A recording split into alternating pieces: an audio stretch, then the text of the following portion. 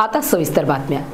जिल्हा मध्यवर्ती बँकेला महाराष्ट्र सरकारने जवळपास 64 कोटी रुपये दिले आणि सर्वसाधारण सभेने या दोघांमधून शासनाला पाठवावं यासाठी 150 कोटी रुपये व्याजाच्या रूपाने आमच्या बँकेवर एक ओझे आहे। यासाठी महाराष्ट्र सरकारला आम्ही एक विनंती करणार आहोत।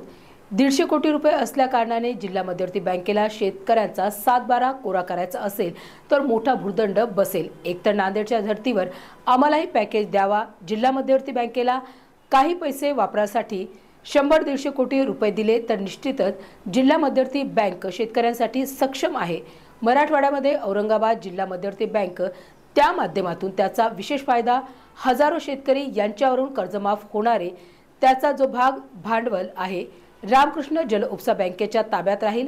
बँक त्याला मुद्दल व व्याज 150 कोटी रुपये माफ राहील। त्याबाबत अशा प्रकारे आज ठराव आजच्या बैठकीत सन्माननीय सदस्यांनी एकमुखाने पास केला अशी माहिती पत्रकार परिषदेच्या माध्यमातून मंत्री अब्दुल सत्तार यांनी दिली आहे। नाही 64 कोटी आम्ही जे कर्ज दिलं होतं मूळ त्यावेळेस ते ती रामकृष्ण जल उपसा आदरणीय बाबाच्या काळामध्ये ती झाली। सुरेश पाटील सर्व होते ते।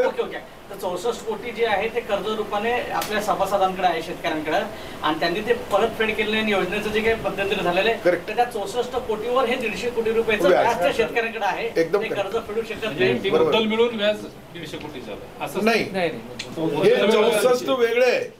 आता मूळ 150 कोटी सरकारला माफ करण्याचा प्रस्ताव आम्ही दिला तर हे बँकेच्या टोटल व्यवहारामध्ये हे 150 कोटी माफ झाले असं गृहीत धरता येईल आणि त्यावेळेस त्यांचा 7/12 कोरा होईल। 150 कोटी तुम्ही बँकेसाठी मागितले।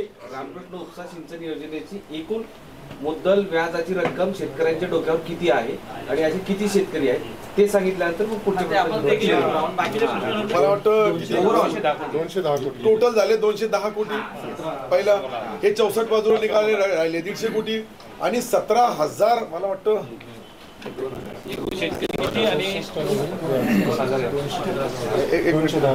एक 64 कोटी 26,69,000 रुपये 59,000 रुपये बरोबर आहे। त्याला संस्थेचा व्याज आला 145 कोटी 27,90,000 आणि एकूण व्याज झाला 2,95,000 व्याजासहित 49 लाख बरोबर आहे। याच्यामधून 64 काढले 51 राहतात 151 म्हणजे 150 कोटी राहतात। तर हे तुम्हाला लागलं तर याची कॉपी मी सर्वांना झेरॉक्स कॉपी या सर्व कॉप्या बनवा।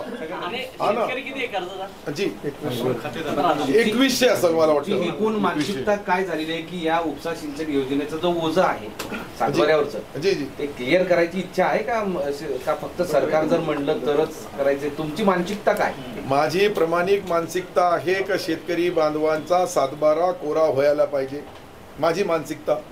परंतु संचालक मंडळामध्ये सन्माननीय संचालकांनी जे काही बोललंय त्याचा एक एंट्री करावी लागते, त्याचं मत त्याच्यामध्ये नोंदावं लागतं। याच्यानंतर मी 10-12 दिवसामध्ये परत सरकारकडून याचा अंतिम निवाडा करेल आणि अंतिम एकदा झाला समजा आता रामकृष्ण बाबाचा मुलगा अप्पासाहेब त्याची इच्छा आहे तात्काळ करा